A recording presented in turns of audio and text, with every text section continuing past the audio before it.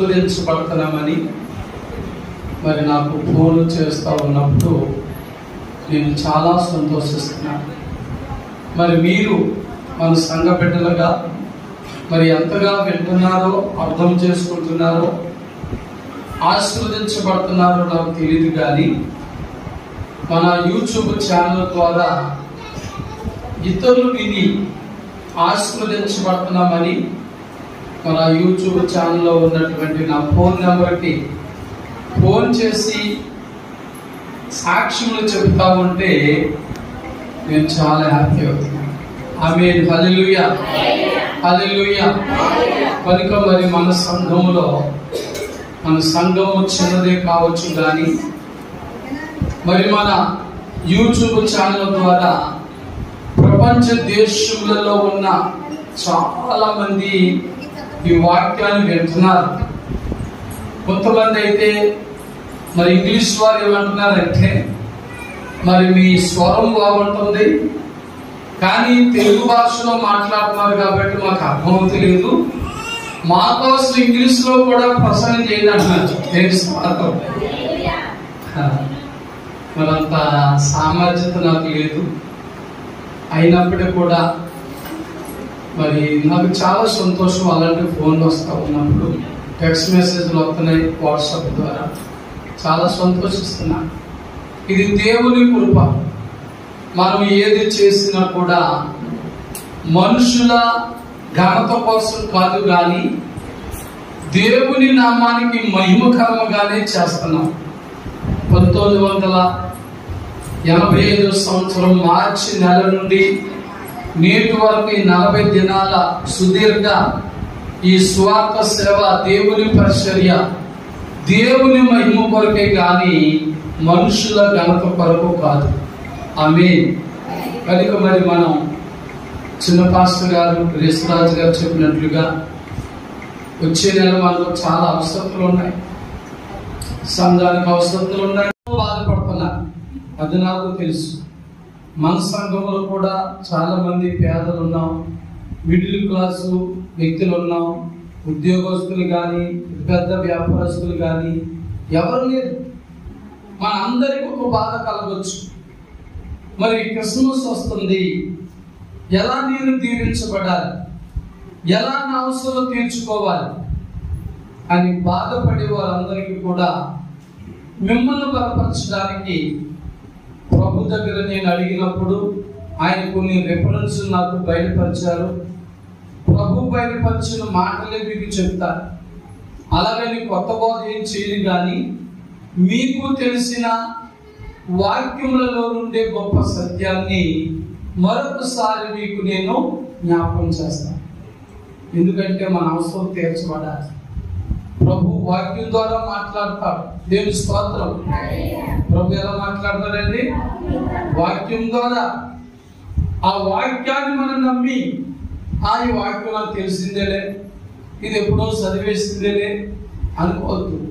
పాత వాక్యమైనా లేకపోతే నీకు తెలిసిన రిఫరెన్స్ అయినా, ప్రభా ఈ దినమున ఈ వాక్యము ద్వారా నాతో మీరు మాట్లాడావు, నా అవసరత తెలుస్తున్నావని నమ్ముదాం. దేవుని స్తోత్రం. అందుచేత ఈరోజు మన ధ్యాన అంశం ఏంటంటే, ధ్యానాంశం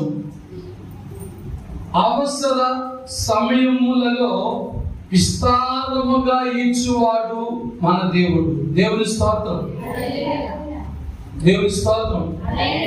ప్రసంగి గ్రంథం 3వ అధ్యాయం 1వ వచనం ఏమని చెప్పండి? ప్రతిదానికి సమయం కలదు, దాని కాలం అన్నది సక్రమముగా జరుగునట్లుగా దేవుడు నియమించాలి. దేవుని స్తోత్రం. మరి ఈ మాట మీకు ఎందుకు జ్ఞాపకం చేస్తున్నానంటే, చాలా మంది ఈ 2025వ సంవత్సరం 11 నెలలు అయిపోతున్నాయి. ఇక ఒక వారం రోజులు పనులు వస్తే డిసెంబర్లోకి వచ్చేస్తున్నాం, 12వ తారీఖులోకి వచ్చేస్తున్నాం. 11 నెలలు పూర్తి అయిపోతున్నా నా అవసరం తీర్చబడలేదు.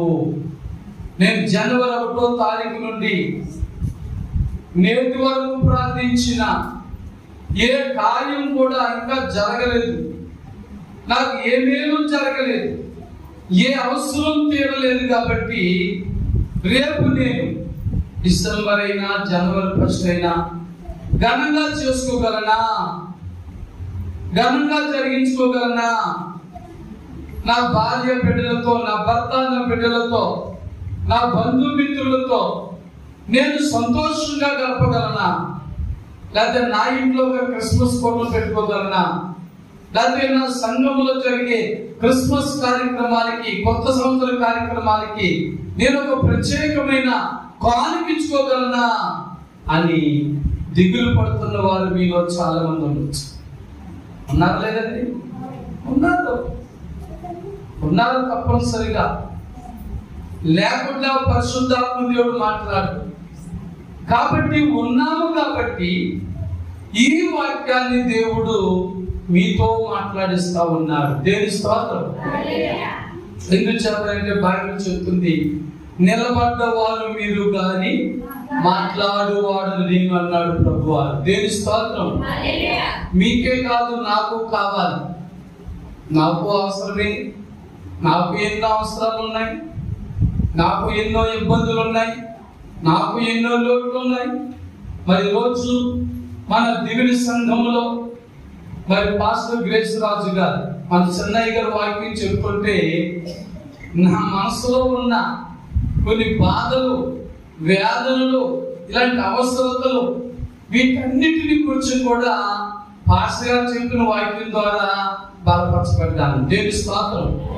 మరి ఉదయం అక్కడ నేను చెప్పలేదు, రాత్రి కొన్ని వారాలు కూడా చెప్పలేదు. పరిశుద్ధాత్మ దేవుడి ప్రేరణతో మరి మన పిఠాపుర సంఘంలోని వాక్యం చెప్తున్నాను. ఆయన చెప్పిన వాక్యం చిన్నవాడే, నాకంటే చిన్నవాడే, నా కడుపును పుట్టినవాడే, కానీ దేవుడు గొప్పవాడు. హల్లెలూయా. నేను దివిలి చర్చికి వెళ్ళేటప్పుడు ఆయన నడుపుతుంటే వెనకాల కూర్చున్నాను. ఒక విషయంలో చాలా బాధపడుతున్నాను, వేదన పడుతున్నాను. ఒక భయంకరమైన ఫోన్ కాల్ వచ్చింది నాకు. ఆ ఫోన్ కాల్తో ఏంటినైనా ఈ సోదరు ఏంటి ఆదివారం దినాన్ని అనుకుని ప్రార్థన చేస్తా చర్చలో కూర్చున్నాను, కానీ మనసు దేవుడికి ప్రార్థన చేస్తుంది. మరి దైవజనులు, నా కుమారుడు గ్రేస్ రాజు గారు చెప్పినటువంటి గొప్ప వాక్యం, ఆయన చెప్పినటువంటి అంశం ఏంటంటే, నీ భారం యెహోవా మీద మోపమని. 30 నిమిషాలు చక్కని మాటలు. నేను ఆయన 30 నిమిషాలే చెప్పమన్నాను. 11:30 నుంచి 12 గంటల వరకు చెప్తున్నాను అని చెప్పాను. డాడీ అని చెప్పాను. ఆ 30 నిమిషాల్లోనే అద్భుతమైన మాటలు. మరి సంఘపెట్ల అందరూ ఎలా బలపడ్డారో తెలియదు, కానీ నేను బలపడ్డాను. నేను స్తోత్రం. చిన్నోడు చెప్పాడు, నా కొడుకును పుట్టినోడు చెప్పాడు, ఈ వాక్యం నాకు రాదా, ఎన్నోసార్లు నేను మాట్లాడేసాను కదా, ఈ వాక్యం గొప్ప విచిత్రం అనుకోలేదు. నేను వెంటనే మనసులో అనుకున్నాను, ప్రభా నా బాధని ఎరుగుదు కాబట్టి ఒక చిన్న కుమారుడి ద్వారా మరి చక్కని వర్తమానం, ఈ భారం యెహోవా వైపు అన్నాను ఆయనని. అప్పుడే నేను వెంటనే ప్రార్థన చేసుకుని నా భారం దేవుని మోపేశాను. మనసులో గొప్ప సంతోషం వచ్చేసింది. హల్లెలూయా అనుకున్నాను. మనుషులకు అసాధ్యమని దేవునికి సాధ్యమే. నేనెందుకు భయపడాలి? ఇలాంటి ఫోన్ కాళ్ళకి నేనెందుకు భయపడాలి? దేవుడే చూసుకుంటాడని దేవుని భారం వేసేసాను. హల్లెలూయా. అదే నిజమైన క్రైస్తవుడు, మాట్లాడేవారు ఎవరైనా సరే పరిశుద్ధాత్మ దేవుడు మాట్లాడినప్పుడు ఆ వాక్యాన్ని మన హృదయానికి అన్వయించుకోవాలి. దేవుడి స్తోత్రం. నేను అనుకున్నాను, ఆ బాధతో పిఠాపురంలో వాక్యం చెప్పలేమో నాయనా అనుకున్నాను, కానీ దైవజనుల వాక్యం నన్ను బలపరిచింది. ధైర్యంగా మీ మధ్య ప్రార్థన చెప్పడానికి ప్రార్థన చేసుకున్నాను. ఏ వాక్యం చెప్పాలైనా మరి అయితే నేను చెప్పకూడదు అనుకున్నాను. నన్ను ప్రేరేపిస్తున్న కానీ ఏ వాక్యం అంటే, ఇదిగో మన అవసర సమయాల్లో మన ప్రతి అవసరం కూడా తీర్చే దేవుడని చెప్పమన్నాడు. దేవుని స్తోత్రం. మరి మంచిదే, అంశం బాగా ఉందని ఆయన ఏ రిఫరెన్స్ చెప్పాలంటే 4-5 రిఫరెన్స్ నాకు మైండ్లోకి దేవుడు ఇచ్చాడు. వెంటనే రాసుకున్నా. ఆ మాటలు చెప్తాను ప్రభా, నిజమే క్రిస్మస్ టైంలో నేనే కాదు నాలాగా కృంగిపోయేవారు చాలా మంది ఉన్నారు, వారందరూ బలపరచబడాలని మరి మాటలు మీకు చెప్తున్నారు. ముందుగా అందుకే ఆ ప్రసంగి 1:3 చదివిన మాట అదే. భయపడద్దు ఎవరు కూడా. 11 నెలలు అయిపోతుంది, డిసెంబర్ వచ్చేస్తుంది, ఇంకా వచ్చే ఆదివారం ఆఖరి ఆదివారం, నాకు ఇంక ఈ సంవత్సరం మేలు జరగదేమో అనుకోవద్దు. దేవుడు తప్పగా చేస్తాడు. నమ్ముట నీ వలనైతే నమ్మువానికి సమస్తం కూడా సాధ్యమే. నమ్ముదాం. ప్రభా క్రిస్మస్ రాకముందే డిసెంబర్ 1లో ప్రవేశించుకుండగానే ఇంకా నాకు ఒక వారం మిగిలి ఉంది. ఒక శుక్రవారం ఉంది, ఒక ఆదివారం ఉంది. చెప్పండి, ఒక శుక్రవారం ఉంది, ఒక ఆదివారం ఉంది, మరలా ఆదివారం, ఆఖరి ఆదివారం తెల్లవారితే డిసెంబర్ 1 వచ్చేస్తారు. ఇంకా క్రిస్మస్ నెలే. కనుక భయపడద్దు, బాధపడద్దు. బైబిల్లో చాలా మంది నీ వలే నా వలే ఏ ఆధారం లేనప్పుడు దేవుని మీద ఆధారపడి గొప్ప గొప్ప వీలు పొందారు. హల్లెలూయా. మనం ధనం మీదో బలం మీదో బలగం మీదో ఆధారపడద్దు. దేవుని స్తోత్రం. అయితే నాకు బలం లేదు కదా, బలము లేదు కదా, నాకు ధనం లేదు కదా, పెద్ద ఉద్యోగం లేదు, వ్యాపారం లేదు, నాకు పెద్ద రాబడి లేదు అని భయపడద్దు. మనం ఎవరి మీద ఆధారపడతాం? దేవుని మీద ఆధారపడతాం. దేవుని మీద ఆధారపడితే ఆయన ఎలా ద్వారాలు తెరవాలో, ఏ రీతిగా ద్వారాలు తెరవాలో, మరి ఏ రీతిగా ఆకాశవాకాలు నింపి పట్టజాలనంత విస్తారమైన దీవెనలు మన మీద కుమ్మరించాలో ఆయనకు తెలుసు. హల్లెలూయా. ప్రార్థన చేయడం మన వంతు, ఆయన యందు నమ్మకం ఉంచడం మన బాధ్యత. దేవుని స్తోత్రం. కాబట్టి మరి ఇప్పుడు ఒక వాక్యం చదువుదాం. ద్వితీయోపదేశకాండం 2వ అధ్యాయం 7వ వచనాన్ని చదువుదాం. ద్వితీయోపదేశకాండం 2వ అధ్యాయం 7వ వచనం. నీ చేతుల పనులన్నిటిలో నీ దేవుడైన యెహోవా నిన్ను ఆశీర్వదించును. ఈ గొప్ప అరణ్యములో ఈ 40 సంవత్సరములు ఆయన ఎరుగును. దేవుని స్తోత్రం. ఇశ్రాయేలు ప్రజలు ఎన్ని సంవత్సరాలు అండి? 40 సంవత్సరాలు ఎక్కడ తిరిగారు? అరణ్యంలో తిరిగారు. మరి అరణ్యంలో సరి అయిన సదుపాయాలు ఉంటాయా? సమయానికి ఆహారం ఉండేది కాదు, సమయానికి నీరు ఉండేది కాదు, తాగడానికి తినడానికి తిండి ఉండేది కాదు. వీళ్ళరా చక్కని మాట ప్రభు చెప్తా ఉన్నాడు. ఈ 40 సంవత్సరములు మీరు అరణ్యములో తిరిగినప్పుడు దేవుడు వారికి ఏం చేశాడు? గొప్ప మేలు చేశాడు. వండుకోకుండానే, ఎలాగంటే వండుకోకుండానే ఏ పూటగా పూట ఆహారం పెట్టారు. దేవుని స్తోత్రం. నమ్ముదాం. దాహమైనప్పుడు వారు నీళ్లు మొయ్యకుండానే ఆ రోజు బావులకి పెద్ద లోతైన బావిలోకి దిగి నీళ్లు తోడకుండానే వారు దాహం తీర్చేవారు. దేవుని స్తోత్రం. వారు సిద్ధం చేసుకుని వెళ్ళలేదు, కూడా నీళ్లు సిద్ధం చేసుకోలేదు, ఆహారం సిద్ధం చేసుకోలేదు. కానీ దేవుని మీద ఆధారపడ్డారు, దేవుని మీద విశ్వాసం ఉంచారు. దావీదుడైన మోషే ఐగుప్తు దేశంలో ఉన్న మరి వారికి ఆ మాట చెప్పినప్పుడు దేవుని మాట మీద బయటకు వచ్చేసారు. దేవుని స్తోత్రం. వస్తా ఏ పట్టుకు రాలేదు, ఆహారం పట్టుకు రాలేదు, నీళ్లు పట్టుకు రాలేదు, దేవుని మాట మీద బయటకు వచ్చేస్తారు. కానీ ఆ 40 దినాలు కూడా అరణ్యములో ఇశ్రాయేలు ప్రజలు తిరిగిన ఏమైనా లోటు రానిచ్చడా? ఏ లోటు రాలేదు. దేవుని స్తోత్రం. తిండి లోటు లేదు, నీళ్ళు లోటు లేదు. కారణం ఏంటి? ఆయన మీద ఆధారపడిన వారికి ఏ టైంలో ఏ అవసరత తీర్చాలో, ఏ సమయంలో ఏ అవసరత తీర్చాలో దేవుడు వారికి ఆ 40 సంవత్సరాలు కూడా ఏ లోటు లేకుండా చేసి 40 సంవత్సరాల తర్వాత పాలు తేనెలు ప్రవహించి ఏ లోటు లేని దేశంలో తీసుకొచ్చి పంపిణేశాడు. దేవుని స్తోత్రం. ఏంటి ఇంత అద్భుతం? ఇశ్రాయేలు ప్రజలు ఐగుప్తు దేశంలో ఉన్నప్పుడు ఎన్ని శ్రమలు పడ్డారో, సరైన తిండి లేదు, కష్టపడినా తిండి లేదు, కష్టపడినా సుఖం లేదు, ఎంతగా ప్రయాసపడినా తిండి లేదు, సరైన తిండి లేదు, నిద్ర లేదు. ఎప్పుడైతే ప్రభు మీద ఆధారపడి వారు ముందుకు వచ్చారో, ప్రభు మీద ఆధారపడ్డారో, ప్రభు మీద ఆధారపడి ప్రయాణం చేసిన ఆ 40 సంవత్సరాల్లో కూడా ఏ లోటు లేకుండా, ఏ సమయంలో ఏ అవసరం ఉందో అవసరాలన్నీ తీర్చిన దేవుడైన హల్లెలూయా. నిజమే, నిజమే. మన అవసరతలు కూడా అలాగే తీర్చాడు ప్రభువా. మనము దేవుని మీద విశ్వాసం ఉంచినప్పుడు మన చేతిలో సీలు కావలేదని మీరు అనుకొని భయపడొద్దు, బాధపడొద్దు, దిగులు పడొద్దు. లేకపోతే నా ముందున్న ఖర్చుల సంగతి ఎలా, రేపు జరగబోయే క్రిస్మస్ నా ఇంట్లో కూడా వేడుక ఎలా చేసుకోవాలని దిగులు పడొద్దు. దేవుని మీద నమ్మకం ఉంచండి.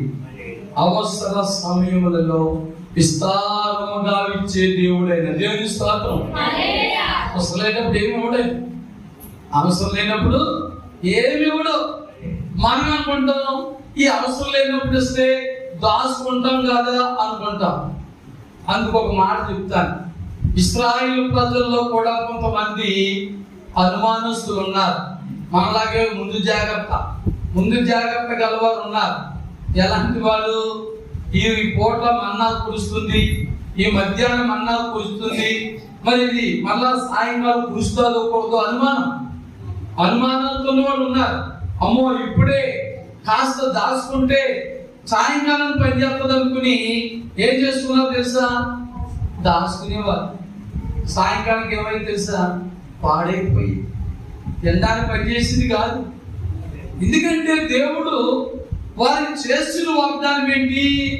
అవసర సమయములలో విస్తారముగా ఇచ్చు అని అన్నాడు. దేవుని స్తోత్రం. నీకు కావలసిన అనుదిన ఆహారం ఇస్తానన్నాడు. మనం పరలోక ప్రార్థనలో కూడా అడుగు చేస్తాం కదా, మాకు కావలసిన అనుదిన ఆహారం నేడు మాకు దయచేయండి తండ్రి అని ప్రార్థన చేస్తాం. మరి ప్రతిదినం అనుదినం కావాల్సింది ఈ ప్రభు అని ప్రభుని అడిగి మనం మళ్ళా దాచుకుంటే అది విశ్వాసమా? అది నమ్మకమా? అది ప్రార్థన జీవితమా? ఆలోచించండి. అది విశ్వాసం అనిపించుకోరు. ప్రభు అన్నాడు ఇశ్రాయేలుతో, మీకు కావాల్సింది ఏ దినానికి ఆ దినం పంపించేస్తానన్నాడు. నమ్మాలి. ఈ రోజుల్లో కూడా క్రైస్తవులైన చాలా మంది కూడా ఇశ్రాయేలు అవిశ్వాసులైన లాంటి వారే ఉన్నారు. ఇశ్రాయేలు లాంటి అపనమ్మకం గల వారు ఉన్నారు. నమ్మకంతో వాళ్ళందరూ కూడా ప్రభా ఈ పూటకి ఆహారం ఇచ్చో, ఈ పూటకి మంచి నీళ్ళు ఇచ్చో, నీకు స్తోత్రం నాయనని కడుపు నిండా తిని కడుపు నిండా మంచిని తాగి దేవుడు స్తుతించిన వారు ఉన్నారు. స్వార్థంతో దాచుకున్న వారు ఉన్నారు. అపనమ్మకస్తులు. అపనమ్మకం వద్దు. మనకి ఇస్తాడు దేవుడు. నా నమ్మకం అది. మీరు సడన్గా ఎప్పుడు వచ్చి నా జేబులో పరిస్థితి చూడండి, చూపిస్తాను, రూపాయి ఉండదు, కానీ ఏ లోటు చేయడే నాకు. దేవుని స్తోత్రం. మరి ఆ సమయానికి సమకూరుస్తాడు. ఏ సమయంలో నాకు ఏది కావాలో, నాయన ఈ పాత బండి మీద వెళ్తున్నాను, స్కూటీ మీద, మరి ఎలాగ ఆయిల్ అయిపోతుంది నాయన అంటే ఎవరో ఫోన్ చేస్తారు, ప్రార్థన చేయడానికి రండి అంటారు, వెళ్తాను. ఆయిల్ సరిపడి 500 పానికి వెళ్తారు, 500తో పెట్రోల్ కొట్టించేసుకుంటాను. ఇంకేంటా బాధ? దేవుని స్తోత్రం. హల్లెలూయా. నిజమే, విశ్వాసం అది. పైకి మనం టిక్ టాప్ గా ఉన్నవారుగా కనబడవచ్చు, కానీ మన దేవుడు అంత గొప్పవాడు. మరి యోహాను సువార్త మనకు తెలుసు, మరి ఆ అపోస్తలుల కార్యాలు 3వ అధ్యాయం మనకు తెలుసు. పేతురు యోహానులు దేవాలయంలోకి వెళ్తున్న సమయంలో వెళ్ళినప్పుడు అక్కడ భిక్షగాడు ఏమనుకున్నాడు వాడు చూసి? వాడు డ్రెస్సులు చూశాడు, డ్రెస్సులు చూసి అనుకున్నాడు, అబ్బో చాలా గొప్పవాళ్ళు ఉన్నారు ఈ రోజున ఈ దేవాలయం దగ్గరికి మంచి విలువైన వస్త్రాలు ధరించుకుని వస్తున్నారు, వీళ్ళ దగ్గర ఏదో ఉంటారు, చాలా ఉంటారు, ఇవాళ చాలా ఎక్కువ నాకు ఇస్తారు, నేను భిక్షం అడుక్కుంటే చాలా ఎక్కువ ఇస్తారు అనుకుని ఆశతో చూసేటట్టు. పేతురు గారు ఏమన్నారు?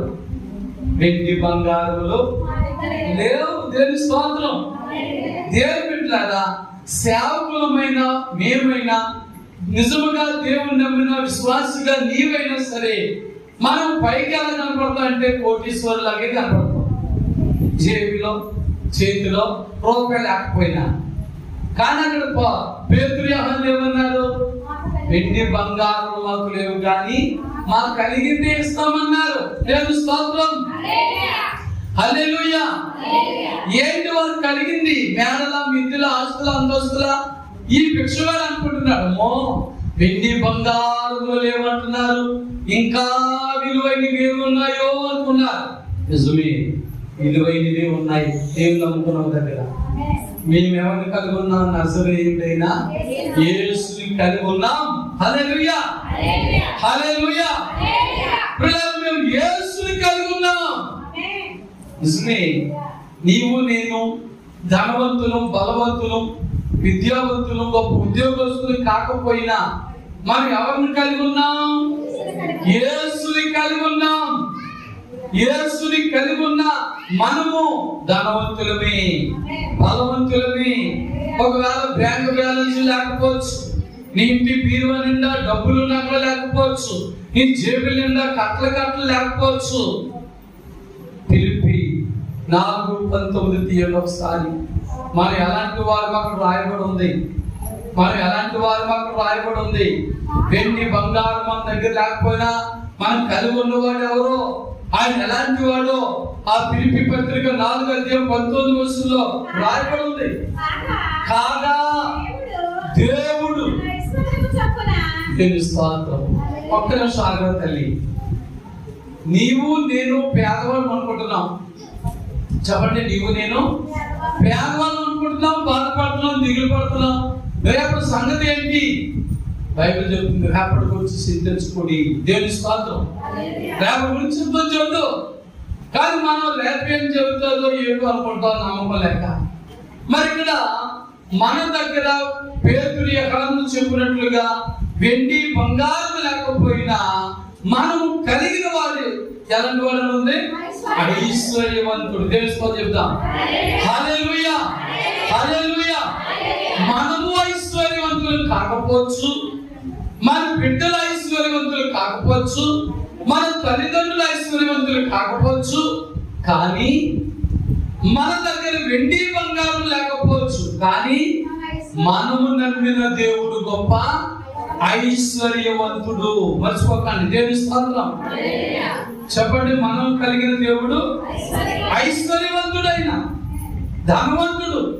ఈ భూలోకంలో ఎవరెవరైతే ప్రపంచంలో కల్లా గొప్ప ఐశ్వర్యవంతుడు అనుకుంటున్నాడో వానికంటే గొప్ప ఐశ్వర్యవంతుడు మన దేవుడు. దేవుని స్తోత్రం. అందుకని అన్నాడు, అవసర సమయములలో విస్తారముగా ఇచ్చును అన్నాడు. దేవుని స్తోత్రం. ఎప్పుడు ఇస్తాడైనా?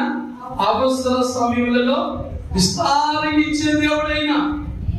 ఎందుచేత ఆయన గొప్ప ఐశ్వర్యవంతుడు. అందుకన్నాడు, కాగా దేవుడు తన ఐశ్వర్యం చొప్పున క్రీస్తు యేసునందు మహిమలో మీ ప్రతి అవసరమును తీర్చును. దేవుని స్తోత్రం. హల్లెలూయా, హల్లెలూయా. చాలండి, కట్టలు చేత పట్టుకుని వెళ్ళి ఇంటి నిండా డబ్బు కట్టలు పెట్టుకుని, బ్యాంక్ నిండా బ్యాలెన్స్లు పెట్టుకుని, ఏంటండి వెండి బంగారాలన్నీ సమృద్ధిగా సంపాదించి పెట్టుకుంటే దొంగలు దోచేసుకుంటారు. ఒకవేళ మనం ఇలా పేదవారు ఉండినా మన దేవుడు ఐశ్వర్యం.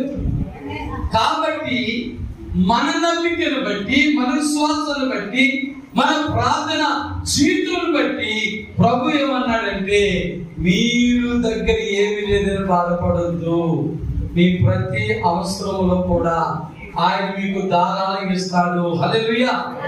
మరి ఈ రోజు 1,00,000 కావాలి, 1,00,000 ఇస్తాడు. రేపు 2,00,000 కావాలి, 2,00,000 ఇస్తాడు. నీకు ఒకవేళ 50,000 కావాల్సి వచ్చి 50,000 ఉంటే మంచిదిలే, ఉంటే చేతిలో ఉంటాయి కదా అని మరి నువ్వు 50,000 అవసరం ఉండి 1,00,000 అడిగితే ఎవడైనా ఆ 50,000 ఎత్తా. దేవుని స్తోత్రం. ఎందుకు చేద్దా? మళ్ళా రేపు ఎత్తాడు, మళ్ళా నీకు అడుగు. దేవుని స్తోత్రం. ఏ రోజు కావాల్సింది ఆ రోజు అడగండి. పరలోక ప్రార్థనలు అది కదా, మాకు కావలసిన అనుదిన ఆహారం నేడు మాకు దయచేయము. రేపటి కూడా దయచేయమని ఉందా? నేడే దయచేయమని ఉందా? నేనే. ఏదైతే ఆ రోజు చాలు. దేవుని స్తోత్రం. పలికి దేవుని పెట్టలేదా? 2025వ సంవత్సరం నా జీవితంలో వ్యర్థమైపోయిందని ఎవ్వరు అనుకోదు. హల్లెలూయా. ఎవ్వరికి అర్థం అవ్వలేదు. ఇంకా ఎన్నాళ్ళలో తెలుసా? రమారవి 38 రోజులు ఉన్నాయి. దేవుని స్తోత్రం. నీవు నేను కూడా దీవించబడ్డానికి ఇదొక 8 రోజులు, అదొక 31 రోజు, ఇంకా 39 రోజులు ఉన్నాయండి. దేవుని స్తోత్రం. ఎక్కడ వాడు బాబు 11 నెలలు అవ్వండి, 1 నెల అయిపోద్ది అనుకోకండి. నయమాను జ్ఞాపకం చేసుకోండి. నయమాను కూడా నీకులాగే నాకులాగా అన్నాడు. 7 సార్లు యోర్దాను నదిలో ములగమంటే మొదటిసారి కొంచెం, రెండోసారి కొంచెం, మూడోసారి కొంచెం, నాలుగోసారి కొంచెం, ఐదోసారి కొంచెం, ఆరోసారి కొంచెం, 7వసారి పరిపూర్ణ స్వస్థత అనుకున్నాడు. వచ్చిందంటే అలాగా అలా రాలేదు. అతను అలాగే అనుకున్నాడు. మనం అలాగే అనుకుంటాం. జనవరిలో కొంత, ఫిబ్రవరిలో కొంత, మార్చిలో కొంత, ఏప్రిల్లో కొంత, మేలో కొంత, జూన్లో కొంత, జూలైలో కొంత, ఆగస్టులో కొంత, సెప్టెంబర్లో కొంత, అక్టోబర్లో కొంత, నవంబర్లో కొంత వేస్తే డిసెంబర్లో ఎక్కువ డబ్బులు అయిపోతాయి కాబట్టి ఘనంగా చేసేసుకుంది అనుకోవద్దు. దేవుని స్తోత్రం. సరే, ఒకేసారి 7వసారి ఆఖరుసారిలోనే పరిపూర్ణ ఆరోగ్యం పొందేసుకున్నారు. చూసారా? అది విశ్వాసం అంటే. మనం అలాంటి విశ్వాసం ఉండాలి. ఈ 11 నెలల్లో నాకు ఏం జరగలేదు, 1 నెలలో జరుగుతుంది అని భయపడద్దు, దిగులు పడదు. లేదా డిసెంబర్ గ్రాండ్ గా చేసుకోవడానికి, జనవరి 1 గ్రాండ్ గా చేసుకోవడానికి, మరి ఇన్ని నెలల్లో మరి ఎంత 10 నెలల ఈరోజు ఎన్నో తారీఖు అండి? 23 రోజులు అయిపోయింది. ఏం చేయలేదు కానీ 8 రోజుల్లో చేసేస్తాడా? అవిశ్వాసం వద్దు. నమ్ముట నీ వలనైతే నమ్మడానికి సమస్త సాధ్యం. హల్లెలూయా. ఎందుకు చేద్దాం? మన కళ్ళకు కనబడలేదు కానీ మనం ధనవంతులు.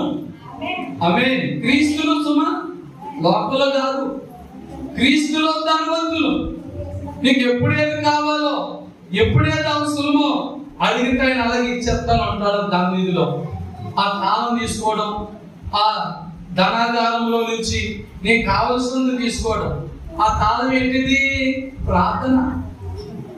ఆ ధనానిధి, ఆ ధనాగారం మరి ఎలాగా పోపునవుతుందంటే ప్రార్థననే తాళపు చేర్చేత. ప్రార్థననే తాళపు చెయ్యి దగ్గర లేకపోతే మన ఇంటి నిండా మరి బీరువా ఉండి, బీరువా నిండా డబ్బులుండినా అంత పెద్ద బీరువాకైనా ఒక 3 అంగుళాల 2 అంగుళాల తాళం చేయలేకపోతే డబ్బు తీసుకోలేము.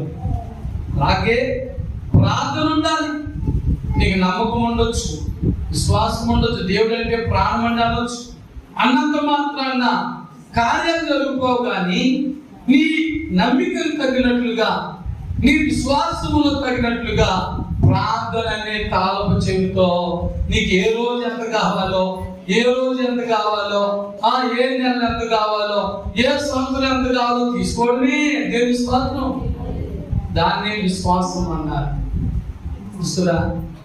మరి ఇంకా ఎబ్రీ పత్రిక 11వ అధ్యాయంలో అంతే అంటాడు, విశ్వాసం అనేది నిరీక్షించుచున్న వారి యొక్క నిజ స్వరూపమును లేనిది ఉన్నట్టుగా రుజువు చేయడమే.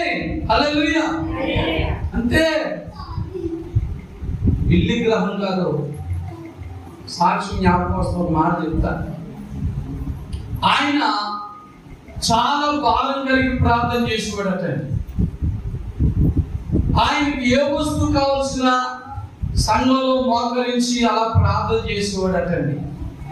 అందరూ అనేవారంట, అయ్యగారు మీరు ఎంతగా ప్రార్థన చేస్తారు ఏంటండి, మీరు ప్రార్థన చేసిన టేబుల్ ఎక్క రాలేదు, ఫ్యాన్ ఎక్క రాలేదు, ఆ వస్తువు రాలేదు, ఈ వస్తువు రాలేదు అంటే ఉంది. ఏమనుకోడంటే ఉంది, తగిన సమయంలో వస్తుంది. దేవుని స్తోత్రం. నమ్మకంతో చేస్తున్నారు.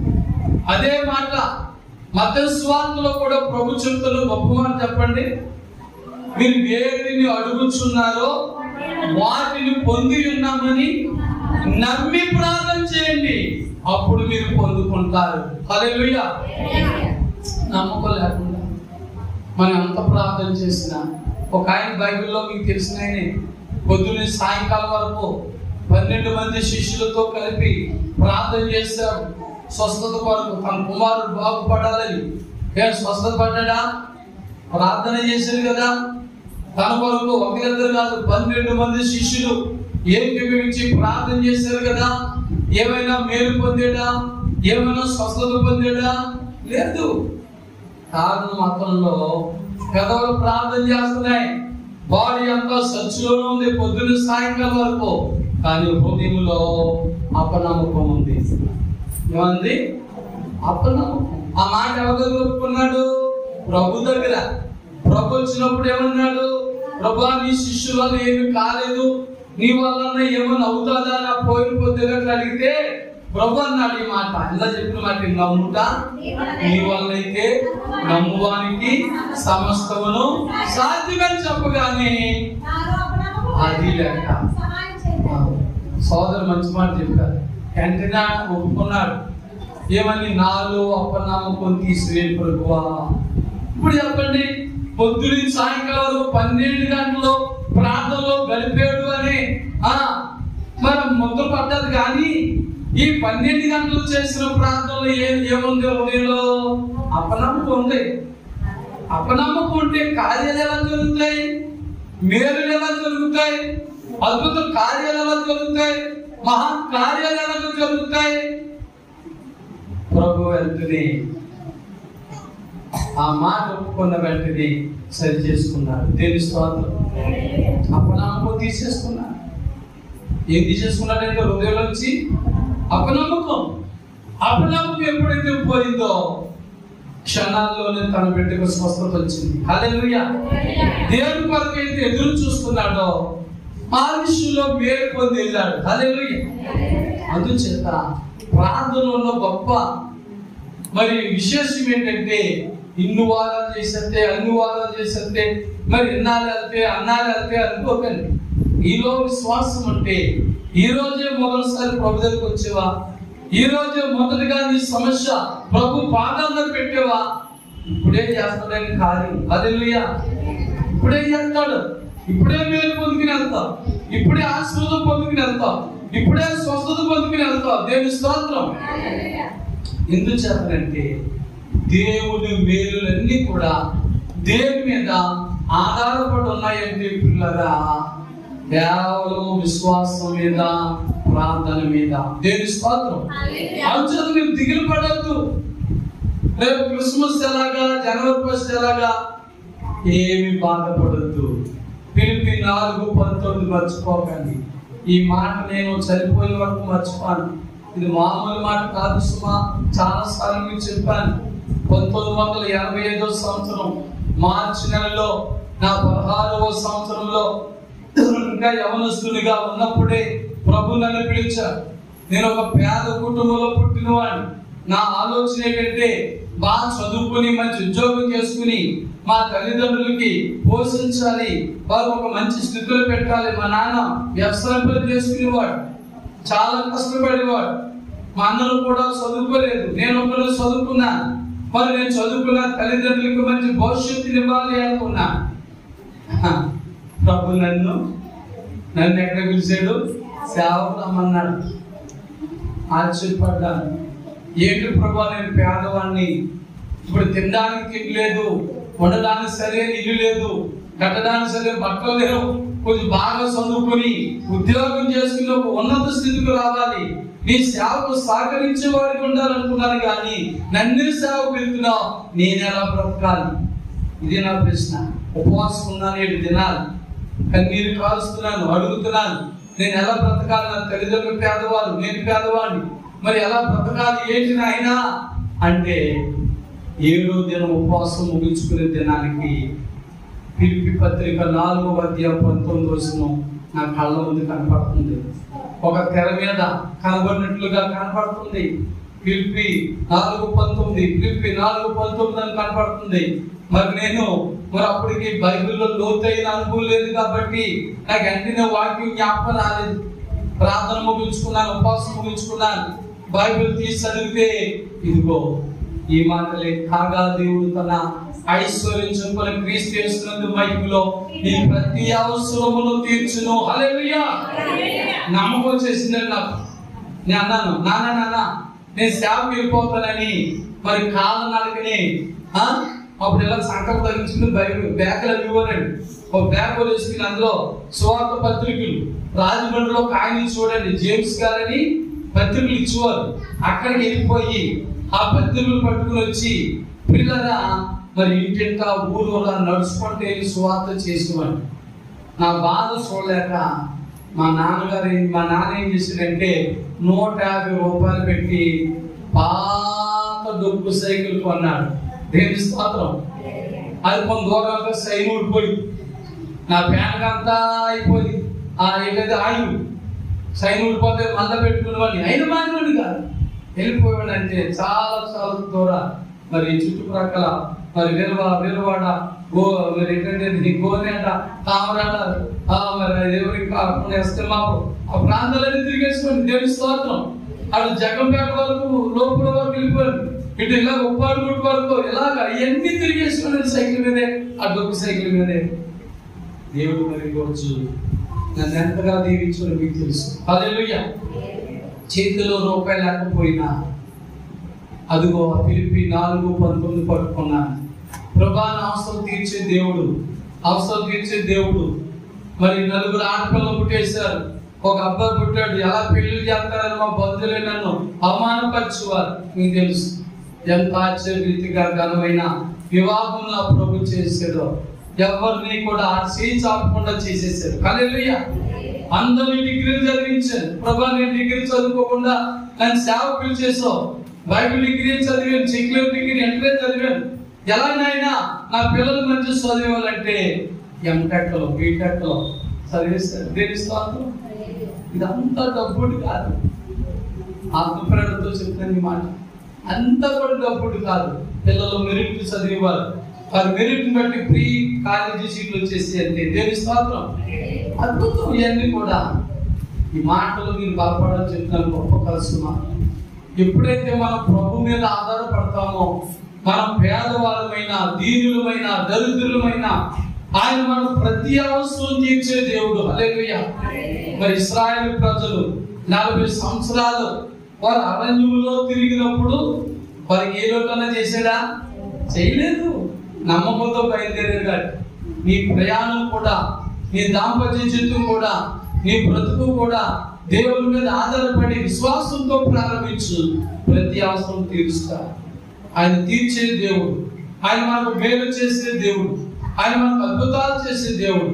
ఈ రోజు పరిశుద్ధాత్మ ప్రేరణతో ప్రభు మీకు బయలుపరిచిన మాటలు నమ్మితే రేపు డిసెంబర్ 1 నుంచి జనవరి 1 వరకు కూడా మీకు ఏ లోటు లేకుండా, ఏ పొదువు లేకుండా సమృద్ధి మేలు చేస్తాడని. హల్లెలూయా.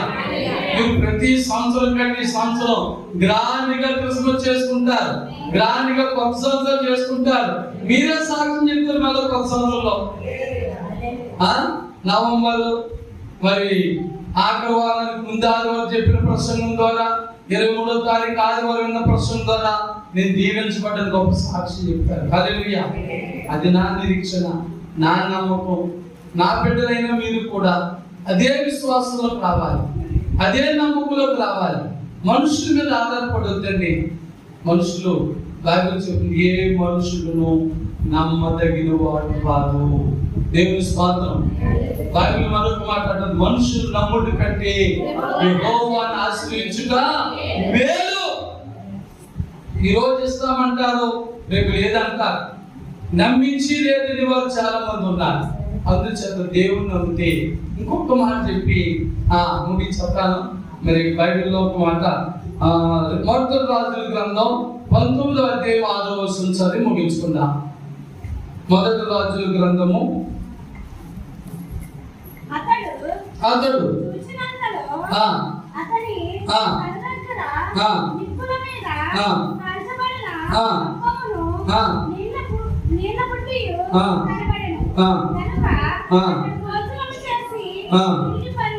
దేవుని స్తోత్రం. చూడండి, ఇక్కడ ఏలియా గురించి రాయబడిన మాటలు. దేశంలో 3.5 సంవత్సరాలు భయంకరమైన కరువులు వచ్చి మీకు తెలుసు. భయంకరమైన కరువులు వచ్చినప్పుడు రాజులు సైతము కూడా ఆహారం లేక మలమలా మారిపోతున్న దినాలు. అలాంటి దినములలో దేవుని మీద ఆధారపడిన వారు, స్థిరాస్తులు లేవు, ఆస్తుపాస్తులు లేవు, రాబడి లేని సేవకుడికి ఏముంటాయండి? దేవుడు సేవ చేసుకుంటే సేవలో వచ్చిన దానితోనే తిని సేవ చేస్తారు. మీరు ఇప్పుడు ప్రజలే మలమలా మాడిపోతుంటే మరి ఇక సేవకునికి ఏం పెడతారు? లేకపోతే సేవకునికి ఏమి ఇస్తారు? వారికి ఏమి లేనప్పుడు ఇంకేం పెడతారు? కానీ అద్భుతం ఏంటంటే, దేశంలో ఉన్న ప్రజలందరూ మలమలా మాడిపోతున్న దైవజనుడైనటువంటి ఏలియాకు దేవుడు ఏ లోటు చేయలేదు. హల్లెలూయా. ఆ దేశంలో కరువు వస్తే ఎక్కడో దూర దేశము నుండి, దూర ప్రాంతము నుండి కాకుల ద్వారా ఆహారం వచ్చేది. దేవుని స్తోత్రం. ఊళ్ళో వాళ్ళందరూ మలమలా మాడిపోతుంటే ఈయన పంచకర్మన్నా తిన్నట్లుగా చక్కని భోజనం చేసేవాడు. దేవుని స్తోత్రం. అదండి విశ్వాసం అంటే, అదండి నమ్మకం అంటే. కరువు దినాల్లో ఉన్నాం, కరువు కాలంలో ఉన్నాం, కరోనా వచ్చిన కాలం నుంచి రాబడి తగ్గిపోయే, వ్యాపారాలు లేవు, ఉద్యోగాలు లేవు, రాబడి సరిగా లేదు అనుకోవద్దు. దేవుని స్తోత్రం. మనం ప్రభు మీద ఆధారపడితే నీకు ధన సహాయం ఎక్కడి నుంచి రావాలో, ఏ రీతిగా రావాలో ఆయన పంపిస్తారు. దేవుని స్తోత్రం. హల్లెలూయా. ఆయన అద్భుతాలు చేసే దేవుడు. దైవజనుడైన ఏలియా జీవితంలో అలాంటి అద్భుతాలు చేసిన దేవుడే. ఒకవేళ మన బంధువులు, మిత్రులు అడగకపోవచ్చు, కానీ ఏలియాకు ఎక్కడో దూర ప్రాంతము నుంచి కాకులు తీసుకొచ్చినట్లుగానే ఎవరో ఒకరి ద్వారా ఆయన మనకు సహాయం అందించి మనకి ఏ లోటు లేకుండా, ఏ కొద్ది లేకుండా సమృద్ధినిచ్చే దేవుడైన. హల్లెలూయా. ఎంత గొప్ప దేవుడంటే 23వ కీర్తన అంటాడు, నా గిన్నె నిండి పొర్లుచు. దేవుని నమ్మిన ప్రతి వారు, కుటుంబం కూడా పొంగి పొరలే అభివృద్ధినిస్తారు, పొంగి పొరలే ఆశీర్వాదం. ఈ మాటలన్నీ మీకు తెలిసి అనేక సార్లు మీరు విన్న మాటలే, చదివిన మాటలే. కానీ నిన్ను నన్ను కూడా ఈ 2025వ ఆఖరి సమయం వచ్చేస్తుంది కాబట్టి, మరి డిసెంబర్ నెలలో దేవుడు నిన్ను నన్ను దీవించబడ్డానికి ప్రభు ఇచ్చినటువంటి గొప్ప మాటలుగా మీరు నమ్మండి. ఈ నవంబర్ నెలలోని మరి వారం రోజుల్లో ఈ నెల విడిచిపెట్టి మరొక 10 సోమవారం కల్లా డిసెంబర్ 1కి వస్తున్నాం కాబట్టి, సమృద్ధి కోసం నిన్ను నన్ను బలపరచడానికి దైవజనుడు. నేను మాట్లాడలేననుకున్నాను, గుండె ఆపరేషన్ అయింది కాబట్టి పరిశుద్ధాత్మ దేవుడే మరి మీతో మాట్లాడింపచేసి ఈ మాటలు బలపరిచాడు, బయలుపరిచాడు కనుక ఈ మాటల ద్వారా నేను బలపడ్డాను. ఉదయం దీవుల చర్చిలో మరి పాస్టర్ గ్రేస్ రాజు గారి వాక్యం ద్వారా ధైర్యపడ్డాను, బలపరచబడ్డాను. ఇదిగో మరి ఈ రోజు నేను చెప్పిన మాటల ద్వారా మరి మీకే కాదు, ఇది నా హృదయాన్ని కూడా నేను అన్వయించుకుంటూ ఈ మాటలు మీతో మాట్లాడాను కనుక మరొకసారి నేను ధైర్యపడ్డాను, బలపడ్డాను. మరి ఇది కాబోయే డిసెంబర్ అంతా నాకు కూడా ఆశీర్వాదకరంగా ఉంటుందని నేను నమ్ముతున్నాను. దేవుని స్తోత్రం. మరి మాటలు మన అందరి వింటుల్లో మరి ఆయన దీవించినట్లుగా, బలపరిచినట్లుగా, మరి కృపా వార్త వర్తమానములు ఆయా ప్రాంతాల నుండి మరి యూట్యూబ్ ఛానల్ ద్వారా వింటున్న వారు కూడా గొప్ప దీవులు పొందినట్లుగా మన దీవుల సంఘానికి, పిఠాపుర సంఘానికి, కొండవాళ్ళ సంఘానికి గొప్ప ఆశీర్వాదములు కలిగినట్లుగా మనం మోకరించి ప్రార్థన చేసుకుందాం. పిల్లరా, ప్రార్థనలో ఉందాం. హల్లెలూయా, హల్లెలూయా, హల్లెలూయా. దేవా నీకు వందనములు తండ్రి. అయ్యా, మా ధనము కానీ, మా బలము కానీ, మా బలగం కానీ, మా అక్కర్లలో, మా అవసరతలో మాకు ఉపయోగపడుతుంది తండ్రి. కానీ నీ వాక్యం చెప్పినట్లుగా ఇదిగో నాయన, ద్వితీయోపదేశ ఖండములో 40 సంవత్సరాలు ఇశ్రాయేలు ప్రజలు అరణ్యములో ప్రయాణం చేసిన ఆహారం లోటు లేదు, నీళ్లు లోటు లేవు తండ్రి. సమృద్ధినిచ్చు. అలాగే ప్రభా 3.5 సంవత్సరాలు దేశమంతా మలమలా మారిపోతున్నా నిన్ను నమ్ముకున్న, నీకు భయభక్తులు కలిగిన దావీదునైన ఏలియా జీవితంలో ఏ లోటు లేకుండా ఎక్కడెక్కడి నుంచో దూర ప్రాంతాల నుంచి సమృద్ధి అయిన ఆహారం తీసుకొచ్చి కాకులు పోషించే తండ్రి. కారణం ఏంటంటే మేము పేదవారు అనుకోవచ్చు, కానీ ఫిలిప్పీ పత్రిక 4:19 ప్రకారంగా మీరు ఐశ్వర్యవంతులు తండ్రి, మీరు ధనవంతులు ప్రభా. కాబట్టి నేను నమ్ముకున్న మేము ధనవంతులమే. భూలోక రీతిగా పేదవాళ్ళుగా కనబడచ్చు, కానీ ఆత్మీయంగా మేమంతా ధనవంతులమే. కారణం మేము నీలో ప్రార్థన చేసినప్పుడు నాయన స్థిరాస్తులు మాకు ఇవ్వకపోయినా ఏనాటి భోజనం అన్నాడు, ఏనాటికి కావలసిన వస్త్రం అన్నాటికి, ఏనాడు కావలసిన అవసరానికి ఆనాడు మీరు ధన సాయం పంపిస్తూ, ఎవరో ఒకరి ద్వారా ధన సాయం పంపిస్తూ మమ్మల్ని పోషిస్తున్నారు, సంరక్షిస్తున్నారు. అంతకంటే గొప్ప ధన్యుని లోకంలో ఎవరు లేరు ప్రభువా. అలాంటి ధన్యత నా సంఘానికి ఇచ్చు, నాకు ఇచ్చు. ఇదిగో నేను ఒక వారం రోజుల్లో నాయన డిసెంబర్ నెలలో అడుగు పెట్టబోతున్నాం కనుక డిసెంబర్ నెల, జనవరి 1 వరకు కూడా ప్రభా గొప్ప ఆశీర్వాదాలు పొందుకుని గొప్ప కార్యక్రమాలు మా బిడ్డలందరూ గృహాల్లో గ్రాండ్ గా, ఘనముగా చేసుకునేలాగా, ఘనమైన క్రిస్మస్, ఘనమైన కొత్త సంవత్సరాలు చేసుకుని, నూతన వస్త్రాలు కొనుక్కుని, పిండి వంటలు వండుకుని, ఇల్లులను చక్కగా అలంకరించుకుని మీ నామాన్ని మహిమపరిచే బిడ్డలుగా మా సంఘమును ఆశీర్వదించండి. అలాగే దూర ప్రాంతాల్లో ఉండి కూడా ఈ కృపావార్త వర్తమానం వెలుచున్న ప్రతి వారిని కూడా దీవించి ఆశీర్వదించమని మా ప్రభువు ప్రియరక్షకుడైన యేసు క్రీస్తు పరిశుద్ధ నామములో ప్రార్థించి వేడుకొనుచున్నాము తండ్రి, ఆమేన్. దేవుని స్తోత్రం, హల్లెలూయా. మరి ఇంతవరకు కూడా మరి కృపావార్త వర్తమానము చక్కగా విన్నా ప్రతి ఒక్కరికి కూడా ప్రభు పేరున వందనాలు తెలియజేస్తున్నాను. God bless you. God bless all. Amen.